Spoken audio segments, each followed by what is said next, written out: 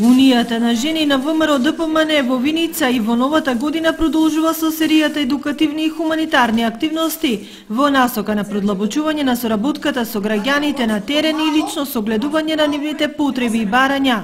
Во духот на демохристијанската ориентација на партијата, членките на ВМРО ДПМН големите христијански празници Водици и Свети Јован ги искористија за посета на повеќе фамилии од социјален ризик во градот и населените места. Големите празници се за убави работи и за таа цел ние како организација одлучивме да обезбедиме топла облека за 40 на фамилии во Виница и населените места. Облеката беше уредно спакувана и селектирана по возраст и пол, така да водевме грижа да дојде и во вистинските раце, истакна Благица Андонова, председател на Унијата на жени во Виница.